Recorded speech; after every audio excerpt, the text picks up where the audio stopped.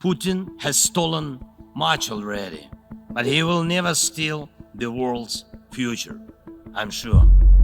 This is Russia, the largest country in the world. 17 million square kilometers. From Europe to Asia, it stretches across 11 time zones. But many experts say it's still not big enough for Vladimir Putin.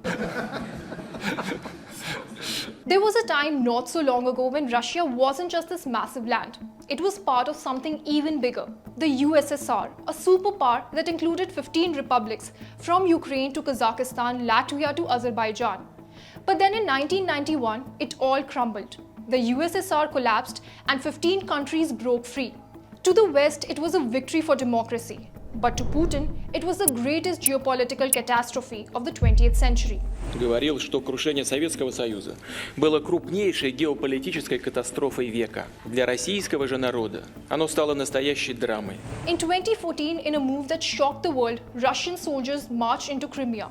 What happened in Crimea is unconstitutional and resembles me a coup. For Putin, this wasn't just an invasion, it was a homecoming. И эта стратегическая территория должна находиться под сильным, устойчивым суверенитетом, который по факту может быть только российским сегодня. But Crimea wasn't Putin's first expansive measure. In 2008, Russian tanks rolled into Georgia, asserting control over two disputed regions. During the whole day, Russians' jet planes have been continuously attacking Georgian towns. I have to stress, outside the conflict zone. For many in Georgia, it felt like a return to Soviet times, when Moscow called the shots. For Putin, it was another step toward rebuilding Russian influence in former Soviet states. They say they're relieved after weeks of arson and looting that they blame on Russia's separatist allies. Putin's dream is bigger than just annexing land.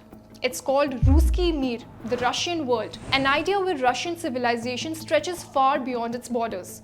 He sees Russia as not just a nation but a civilization state, with a duty to protect Russian speakers no matter where they live. From Latvia to Kazakhstan, Putin believes these countries should be under Russia's wing once again. Большой, огромный русский мир, который никогда не строился исключительно и только по этническому, национальному или религиозному признаку. Since his rise to power, Putin has kept a close eye on former Soviet republics. The Baltic states, now members of NATO, are a prime example. To Putin, their independence and their alliance with the West is a reminder of what Russia lost when the USSR collapsed. В этой связи мы ясно и четко дали понять, что дальнейшее движение НАТО на восток неприемлемо. Maybe it all starts with Putin himself.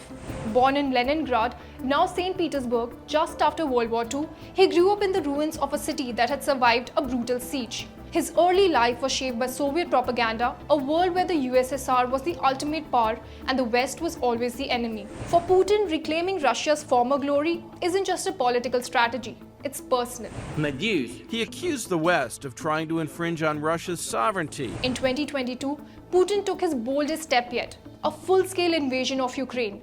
He claimed it was to protect Russian-speaking populations, a stance he has even taken in the past. Of course, we will always defend ethnic Russians in Ukraine. So what drives Vladimir Putin? It's not just about land, it's about power, influence and legacy. For Putin, rebuilding a Soviet-like empire isn't just a wish, it's his mission.